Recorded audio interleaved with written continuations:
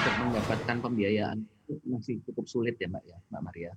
Jadi Mhm. misalnya contohnya di sini, terkait dengan misalnya untuk modal kerja, kita nggak ngomong investasi lah, modal kerja aja itu juga tidak mudah sekarang.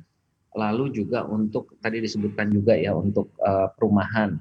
Perumahan ini juga pada kenyataannya, apa yang kami, monitor di lapangan juga itu tidak, serta-merta, selancar seperti sebelum pandemi. Itu juga, perhitungan daripada kredit risk-nya atau analisa resiko kreditnya itu juga lebih, sekarang ini lebih, lebih ketat gitu. Jadi, ini juga banyak, pencairan kredit rumah juga itu, relatif lambat.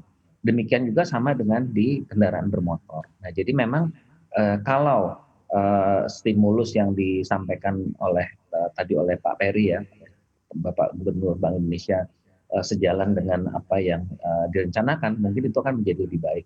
Nah, tapi di luar itu memang, kita juga harus melihat, secara umum perbankan sendiri atau lembaga keuangan sendiri, tingkat keyakinannya atau tingkat confidence-nya itu seperti apa gitu. Nah, ini yang Mhm jadi mhm. masalah nih Mbak Maria, karena, seperti kemarin, dalam program, penjaminan misalnya seperti itu ya, ini juga, praktis, misalnya dari sektor bank swasta juga, mereka belum belum banyak bergerak gitu. Karena ini kan masalah kembali lagi kepada kepercayaan. Ini kalau mereka melakukan penjaminan, apakah nanti ke depannya itu akan, pemerintah akan tetap mendukung atau nanti ada perubahan.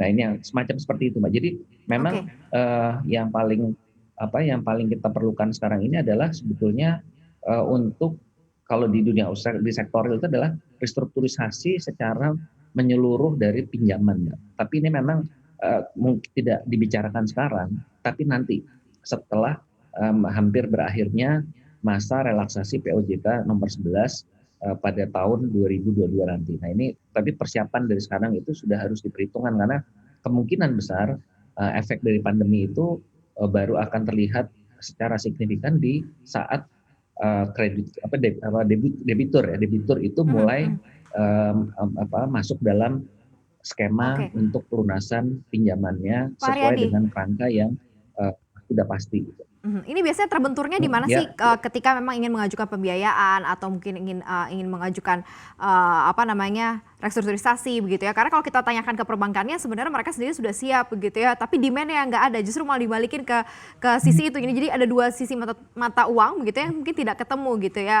bottleneck-nya di mana. Sebenarnya di mana sih, yang selama ini mungkin diamati Pak Haryadi?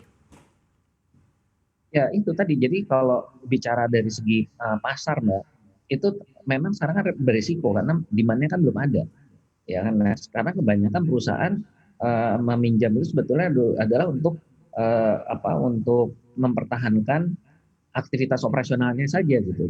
Tapi itu pun sulit. Jadi, sehingga banyak sekarang perusahaan juga yang memilih untuk, eee, dihentikan dulu sementara waktu, sambil nanti tunggu situasi dan baru diaktifkan kembali.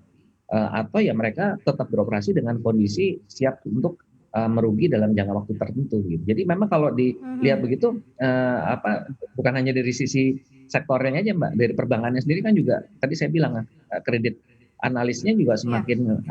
semakin, dalam gitu loh untuk melihat. Jadi keraguan itu masih ada gitu, masih sangat besar sekali untuk, berani kita memulai. Jadi sebetulnya semuanya ini tergantung dari penanganan pandeminya Mbak. Jadi kalau, PPKM nih ataupun PSBB itu dilonggarkan, itu otomatis, kondisinya akan, berjalan kembali ekonomi. Tapi kan sekarang masalahnya masalah di pandeminya begitu. Jangan lupa untuk install aplikasi CNBC Indonesia yang tersedia di App Store dan Play Store dan ikuti terus perkembangan ekonomi bisnis terkini hanya di CNBC Indonesia Beyond Business.